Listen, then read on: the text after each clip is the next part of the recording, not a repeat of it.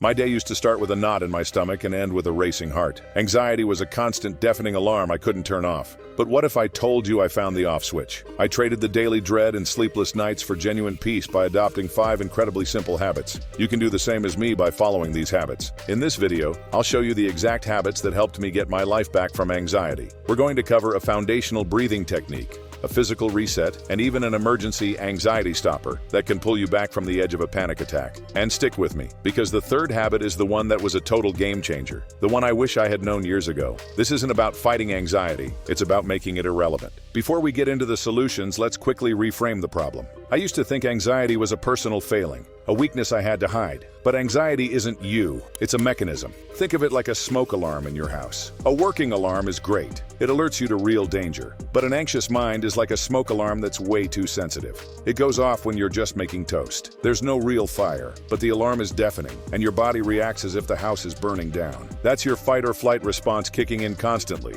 leaving you in a state of high alert. Your muscles are tense, your heart is pounding, and your thoughts are racing, all for a threat that never shows up. It is exhausting. These habits are about learning to recalibrate that faulty alarm. Okay, the first habit is my foundation. It's the 4-7-8 breathing technique, a science-backed way to quickly calm your nervous system. When you're anxious, your breathing gets shallow and rapid. This exercise flips that pattern, signaling to your brain that it's safe to relax. It activates your body's rest and digest mode. Here's how you do it. You can do it with me right now. 1. Sit or lie down. Place the tip of your tongue against the ridge of tissue behind your upper front teeth. Keep it there. 3. Close your mouth and inhale quietly through your nose for a count of 4. Hold that breath for a count of 7. 5. Exhale completely through your mouth, making that whoosh sound for a count of 8. That's one full breath. Let's do one more. Inhale for 4, hold for 7, exhale for 8. When I started, I made a deal with myself to do just 4 of those breath cycles, 3 times a day.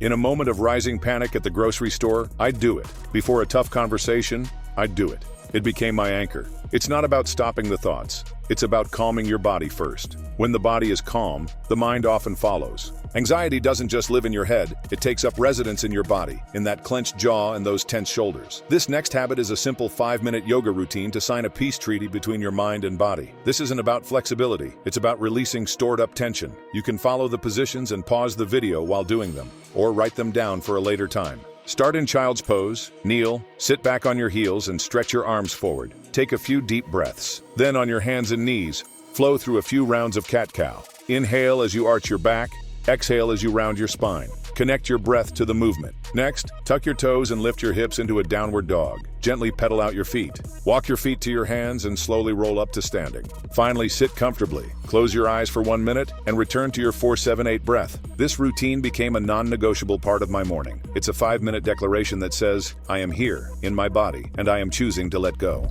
It helps physically wring out the stress that builds up. Feel free to come back to do these exercises again. Alright, this is the habit that changed everything for me. But before I explain it, could you please leave a like on this video and subscribe to this channel? That way, we'll reach more people going through the same problems. Now moving on, this is the one habit that took me from just coping with anxiety to dissolving the very thing that caused it. This habit is learning to separate fact from the fiction your anxious mind creates. It's based on a technique called cognitive restructuring, and it boils down to one question. Is this thought a fact, or is it a feeling? Here's how it works. Let's say I finish a presentation and my mind spirals. That was a disaster. Everyone thinks I'm an idiot.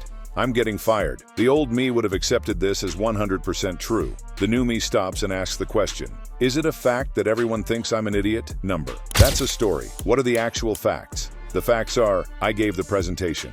My boss nodded. My voice shook a little.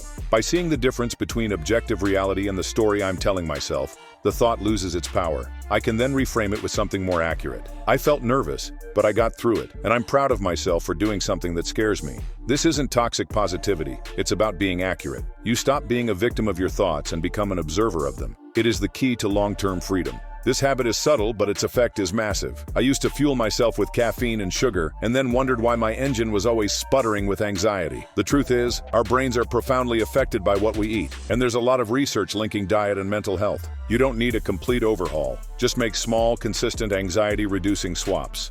One of the biggest culprits for me was my blood sugar. A sugary breakfast caused an energy crash that left me jittery. My game-changing swap was trading cereal for oatmeal with walnuts and berries. The oatmeal provides steady energy, and walnuts are packed with omega-3s, which are known to help reduce anxiety. Other foods rich in magnesium, like spinach and almonds, can have a calming effect. Foods with B vitamins, like avocados, eggs, and grass-fed meat, support brain health. I wasn't on a diet. I was just intentionally choosing foods that would help me build a calmer, more resilient mind. Within a few weeks, that baseline hum of physical anxiety was significantly quieter. Even with all these habits, a wave of panic can still hit hard and fast. For those times, you need an emergency brake. This final habit is the ice cube technique. It sounds bizarre, but it's one of the most effective grounding techniques to stop a panic attack in its tracks. When you feel that panic rising, go to your freezer, grab an ice cube, and hold it tight in your hand. Squeeze it. Focus all of your attention on the intense, shocking cold. Here's why it works. Panic is an abstract, future-focused fear. The intense, real sensation of the ice cube hijacks your brain's attention and yanks it out of the what-if spiral and into the physical reality of right now. The cold also stimulates the vagus nerve, which helps slow your heart rate and activates your body's calming response. The first time I tried this, the panic that had been building just dissolved. It's my emergency escape hatch. So, those are the 5 habits: the 4-7-8 breath, the 5-minute yoga flow, the fact versus fiction mindset, the nutrition swaps, and the ice cube hack. Their real power is in their simplicity and consistency. It wasn't one big dramatic moment that erased my anxiety. It was the slow daily practice of these small things that rebuilt my sense of peace. I know how isolating anxiety can feel, but change is possible. These are the habits that worked for me, but all our journeys are different. I would love it if we could build a resource together in the comments. Please, share one habit, big or small, that has helped you. Your experience could be the one thing someone else needs to read today.